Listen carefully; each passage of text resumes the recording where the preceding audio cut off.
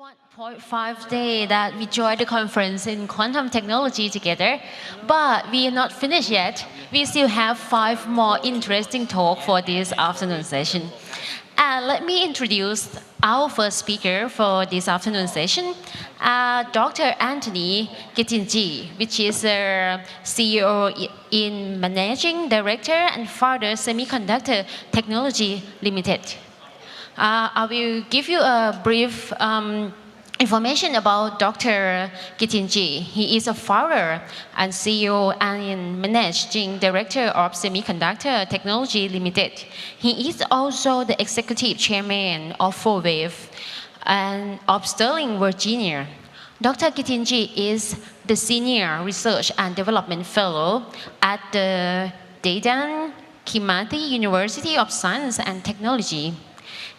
With over 25 years of experience, Dr. Githinji has extensive knowledge in semiconductor manufacturing and advanced nanotechnology research and development. He has made significant contribution to the field and is highly regarded for his expertise. So please welcome Dr. Githinji, who is going to deliver the talk under the topic of AI and quantum computing use case in emerging economies. Please give him a big applause.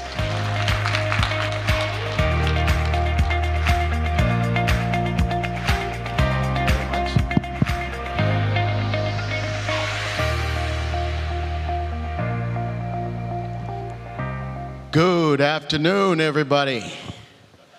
I know it's after lunch, so I'll speak louder so you can wake up. I hope I don't fall asleep myself. It's really a great pleasure to be here with all of you. I have the distinct pleasure of coming back to Thailand after quite a few years. Been involved in my lifetime in the deployment of technology in Thailand, and so very happy to see familiar faces. But before I start, I'd like to really thank the organizers of this event. I can tell you it's truly a world-class event, and I think that we're all very happy to hear all the concepts. Some of us are not necessarily in the quantum space specifically, but we have some contribution towards the architecture of quantum computing and quantum applications. So, like I was introduced, I have the rare opportunity of not just being in the leadership of a large US organization, but also to have the opportunity to deploy advanced technology in regions that are not necessarily associated with advanced technology in manufacturing and innovation. So on top of having developed quite a bit of advanced tech in the United States, and deployed that in Europe and Southeast Asia and the Far East, around 10 countries or so. I've been given a very specific opportunity to deploy semiconductor manufacturing technology in Africa. I know that sounds a bit weird to say Africa and semiconductor technologies. However, I can tell you it is a very compelling and exciting journey, which in many ways parallels a lot of the things we're talking about in this conference, which have to do with workforce innovation, have to do with supply chains to some extent. And on that last note, supply chains, I have to say that this is a conversation about how advanced technology is developed, how we can imagine solutions for the future, and how we can create an ecosystem that supports advanced use cases. So at Semiconductor Technologies Limited, we're about 100 engineers now. We've trained over 200 semiconductor-grade engineers. I've gone through ISO 9001 2015 quality assurance certification, including several chapters of the SEMI S1 through S8 certification. Interesting thing about the demographics in Africa, which is very similar to what you have here in Thailand, is we have a very youthful population, under 25 years old. I'm excited to say that we have 70% of our workforce are women engineers, which is amazing. I can see we need a bit of gender balance in here.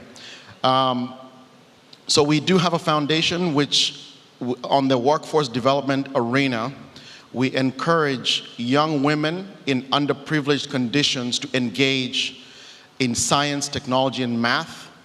And we off-take them from elementary school all the way through college, and we off-take them now into Semiconductor Technologies Limited. So that's a really important part of what we do, which is relevant in advanced technology. Our core businesses, as you can imagine, and because of the fact that we have to create a durable supply chain, we have to look at end-to-end application of technology. So we do have capabilities now in Kenya, of course in large part because of the support of the United States government as well as our entities in the US, in equipment manufacturing. So we design advanced reactors for thin film manufacturing and nanotechnology R&D. We're also involved in research and development to a large extent because all products that come in to market have to go through some element of research and development. A lot of the speakers that we've heard have talked about fairly advanced topics, but we have an approach which is called a lab to fab approach. So we don't only do R&D, but we do R&D in the context of how does that R&D move from the lab into the fab and into the commercial space. So when you look at our nanofabrication plant in Kenya, and we're due to build 5 or so in the next 5 years, they're designed, all our R&D is done primarily on R&D systems, but it ends up in large 200 millimeter fabrication equipment, which means it's ready for production, okay? So R&D is really big, and especially in thin films, and this is where I think my talk is mostly going to be in materials research and development that eventually turns into some of the advanced tech like magnetic tunnel junctions and Josephson junctions, which are an important part of quantum computing. We're also in supply chain security because a lot of times, and in this age when we're talking about advanced SOC systems on chips, it is true and it's evident that sometimes, you know, technology comes with its perils as well. We do find sometimes that we have insidious hardware built into microchips that requires us to be aware of supply chain security, and STL is able to do that with our partners. As you can see, we've deployed quite a bit of this tech in SK Hynix, in Samsung, Software, IBM, and others. We have plans for large plants, which you can imagine we're deep into clean room technology to make sure that we're sub 100 class clean rooms. Right now we are at a class 1000 on our way to less than class 100 for advanced manufacturing. These are our partners. Like I said, IBM, who spoke the other day, we're an IBM partner, not just in nanotechnology, but in advanced artificial intelligence and edge technology. So the purpose and why what I do and what we do at Semiconductor Technologies Limited and at Forwey Incorporated in Sterling, Virginia, is we are very big in thin film technology. So we're on design side, which is upstream chip development, but we're also on front end of line technology, which incorporates a lot of nanotechnology, you know, R&D and deployment into the space. So why this is relevant for us is, and I'd like to actually recognize Professor Salenporn, who we've worked with for many years. She was in the University of Virginia quite a few years ago. And our company in the US worked on advanced MTJ and also in superconductor, insulator superconductor applications, which is very relevant in quantum computing. So we're in the material science space, and our part of it is thinking about superconducting materials and developing the technology for that. High TC and low TC materials for you know, terahertz technology and so on. The coherence issue is big for us because, as you heard from IBM, you know, you do need cryogenic temperatures to get some of these chips to actually work correctly. So we always have to think about how do you increase while maintaining performance, how do you increase the TC of such materials? That includes a lot of experimentation with the SIS junctions, like Josephson junctions, alloys, doping, and that kind of stuff that allows for us to create new materials. We obviously, at some point, right, will be manufacturing this technology in large scale. So we always bring the capability of thinking through, well, how does this fit into a silicon processing scheme as opposed to making it very highly custom, and therefore it becomes very expensive and only accessible to large corporations.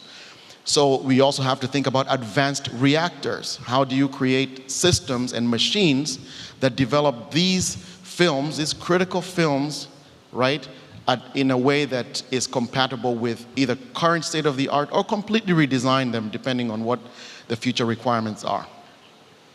One such system, which is important, and I think Professor Lin will be very happy around the Q1 of next year because she'll be receiving this technology, is an advanced thin film processing equipment that is extremely advanced because it incorporates up to 6 independent targets.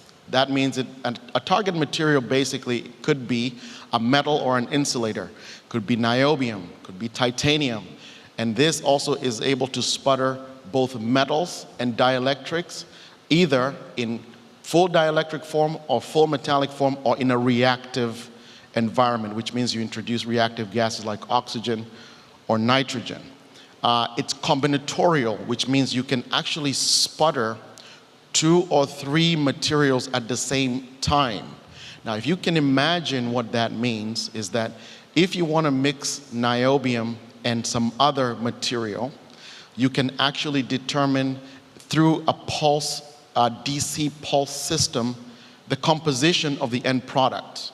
We've done that with nickel iron and magnesium products for ferroelectrics, which allows you to dope, so to speak, one material with an impurity of another material to enhance or modify its electronic capabilities. And so this system is one system that we're really keen on having at Chula University, because it will allow for us to collaborate on this very difficult topic about how do you augment the performance of electronic materials to achieve a specific end, like superconductors. So we're very keen, Professor Salen, to get this system to you and advance this technology. Very briefly, in the interest of time, what this system really brings to bear that is very different than most other processing systems, PVD, CVD, and otherwise, is that it allows you to have complete atom energy control, okay? And I've talked to a few of the professors here, and a lot of us in the thin film space always worry about interface. The interface between one material and another is critically important in the performance of that material in a superconductor, for instance. So in our space, we deal with niobium and titanium nitride, and the interface layers between the titanium and niobium are super critical because that talks about leakage current. It talks about the performance of the junction. And so it's really important to have control of that energy. This technology is actually called zero defect technology, okay? And you'll see one of the use cases. It can be done both reactively and in metallic form, depending on what the application is.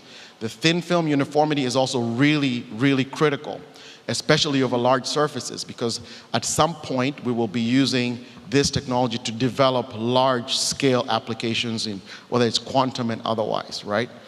And then the really key part is something called gradient energy. That means you can actually change the formation energy of a thin film in situ. So you can apply very low energy at the interface to allow you to grow a soft layer, a monolayer or two, and then increase the energy after that to do one of two things. One is to compact the film so that you get a discrete interface, or two, to make sure that you don't have intermixing, all right? of the two materials. And that gives you high performance films. So I'll skip through this real quick. One very important example of why this has worked so well is in extreme ultraviolet lithography. This is, of course, the next generation of lithography, which is what has allowed companies to go from, high node levels. I started doing this when it was at 14 nanometer nodes. Now we're all the way down to 5 and 3 nanometer nodes, in large part because of extreme ultraviolet lithography. Now, this example here shows how the performance of one technology versus the current state of the art, which is what we have in creating those interfaces, we were able to drastically improve the reflectance of a 40-layer stack of molybdenum and silicon, in large part because we used the gradient energy technology, which allows you to have very discrete interfaces, and so very low scattering and zero defects. And so now that applied to an MTJ or an SIS junction actually makes it very high performance. So that's one use case. Now let's get a little bit into why we're here and how we contribute towards this industry. In papers that I've referenced here, there's actually applications that have come out of the technology that we just talked about in the making of SIS junctions. In this case, experiments and R&D done by Mike Siberry and others in University of Virginia, using the platform that I just showed you, created a very advanced SIS junction that is not only just used in the quantum computing conventionally, but is also used in many other different applications because it is extremely high performance, defect-free, and has very good control of the interfaces like I talked about. Some of the applications of this include those that you see there, but also one other application, it's in terahertz technology. There's projections that some of the performance of some of these junctions will be over 1.2 terahertz, so we're already in the terahertz range of performance. This is all in the context of something really important, and that is in exponential technology, okay? So exponential technologies include, I know this sounds crazy, but 3D printing. 10 years ago, or even sooner than that, we could only do 5 or 10 materials in a 3D printer. Now we can do 400 materials in half the time. I mean, an important case here is they're actually 3D printing homes, believe it or not. And so that's an example of an exponential technology with the characteristics that you see in front of you. Robotics is another area that is exponentially growing both in application and with reduced cost is becoming more and more accessible, all right? And lastly, which is something that I'm dear to, is artificial intelligence, which will be enhanced significantly by application of quantum technology. And especially in artificial intelligence and in the African space specifically, there are many different new use cases, especially of edge technology or computing on the edge that allows you not only to drive data, but to synthesize data at the source. And that means it catalyzes the central processing and the modeling of that data when it comes back to a central processing area. So those are the characteristics of exponential technology. So you might ask yourself, and this was asked by the minister's staff the other day, which was, is quantum computing really exponential? Well, if you look at the talk that IBM did the other day, and if you look at some of the statistics which are public domain, I think that looks like a pretty exponential function right there, doesn't it? And so when you talk about computing, when you talk about application development, when you talk about simulation, sensing, and all these things that we've come up with, it surely is an exponential technology. It may not seem like it today, and I'll tell you what, it's not exponential until it is, and then it's too late for you. Okay, so let's embrace the thought about exponential technology. Use cases in the modern world include, self-driving cars, in the medical field, in integrated, they call it integrated war space, in many other different applications, and I think we've talked about some of these already.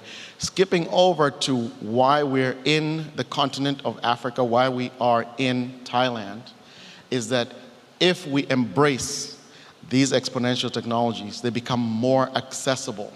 When they become more accessible, they have more use cases.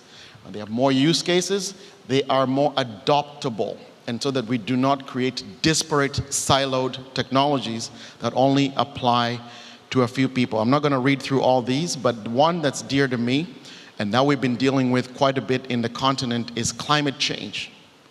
Now, if you think about some of the talks that we've had, they're creating very advanced models to predict outcomes of very complicated equations. I don't think there's any more difficult equation than climate change. And I think exponential technology, including quantum computing, will be significant in solving or at least predicting the outcomes of climate change and allowing people to think clearly about what are you planting, how do your cities really work. That kind of stuff is really, really important to us, and we need to embrace it. So now, what is a quantum strategy from our perspective? To me, it has to be an ecosystem. It has to be a supply chain. I keep referencing IBM because I'm an IBM partner and I want them to give me a good deal. But one of the things that's really important is to think clearly about the ecosystem and the supply chain for quantum. We've heard that, obviously that the qubits are plugged in with cables. So who's going to make those advanced materials for the cables? Once you get your quantum computing to actually work, who's going to consume that information, all right? So in this slide, what we've done is, because I'm in semiconductors, we've created what's called the Open Silicon Foundry Platform. What that allows even yourselves to do is to design microelectronics and use them in this Open Silicon Foundry platform, which then gets executed through our various fabs, okay? So I'll give you a use case here. AI, you no longer have to learn how to code in Python or C++ and understand object-oriented programming. You can just ask ChatGPT or BART, right? So that now what that does, it leapfrogs your understanding of technology from just core technology to use cases. And so what we're encouraging, especially the young people, is to design things, imagine things, make things. And so this ecosystem is called a Tinker ecosystem. So when Microsoft was formed, they did it in a garage. So we want as many garages out there with as many young people tinkering and utilizing the platform, very much like the Microsoft platform that we have. Lastly, quantum advantage or quantum supremacy. I know sometimes it sounds like a fallacy. However, there are people, there are companies, there are corporations that will get there first, right? It's true. I mean, if you saw the map, China has invested over $10 billion in quantum to date. The United States about $3.4 billion. The European Union and others. So we're all in there somehow. But I think that we have to look at quantum computing and exponential technologies a little bit differently. You have to have the right mindset around how you think through how these exponential technologies affect your daily lives in your innovation. You have to adopt ownership, right? So it cannot be an exclusive club. There has to be the use of youth. I had the young lady who was sitting here, the professor was talking about workforce development. I think you should incorporate some of these advanced topics in your workforce development agendas. Global cooperation. A lot of the reasons why I'm here and why we're collaborating with Chula University is so that we can exchange ideas, so that we can come up with programs that actually support end uses that are valuable for a host of us, not just some of us. So I'll go through this real quick. Entrepreneurship is important. Get people to think about how to use quantum today so that when the supercomputers and the quantum computers come up, you have applications that they can use. Awareness. We're doing a lot of campaigns in the continent around awareness of what technology actually does and the impact to the environment and your community. And we call this democratization of technology. We want it to be a democratic, it's just as like your own human rights and the air you breathe, okay? And lastly, think about this as a supply chain. In this context, the global semiconductor supply chain has been studied and has been known to have structural weaknesses. Those structural weaknesses were exposed during the COVID pandemic and also because of the Ukraine war. So let us all cooperate. Let us all think about ways of utilizing these advanced and exponential technologies for the better good of all of us. So with that, I would like to thank you all very much, and I really do appreciate all the talks. I'm not really a quantum expert, even though I'm somehow in the guts of it. I'd like to thank the organizers and all the folks that have received us so warmly. Thank you very much. Thank you very much, Dr. Githinji. It's a very good talk about how quantum computing can emerge into their economy. And yeah, very interesting about that device that you're talking about, their new technique for the thin film deposition. Can't wait to see it in Chulalongkorn University. Okay, it's time for the question.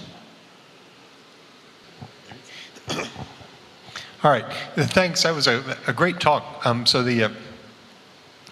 I learned a ton about what you guys are doing. Are you providing any capabilities yet for cryogenic, either CMOS or the other circuits that are being designed and used at cryogenic temperatures for quantum computing? Or is this all still room temperature? That's a good question. We don't have the capability yet to develop cryogenic operating conditions for us. However, we're mostly collaborating with the US universities like MIT and Penn State and others to come up with the test procedures for some of the devices that we're contemplating and actually designing. But let me make this a little bit clearer. We're looking at the nanotechnology part of it. Is what do we need to do to the materials to make them perform differently? So for instance, if you have a junction that is just niobium and an SIS junction, we're wondering, well, what if we dope some of those materials? What's the outcome? So we do have matrices that we're using in collaboration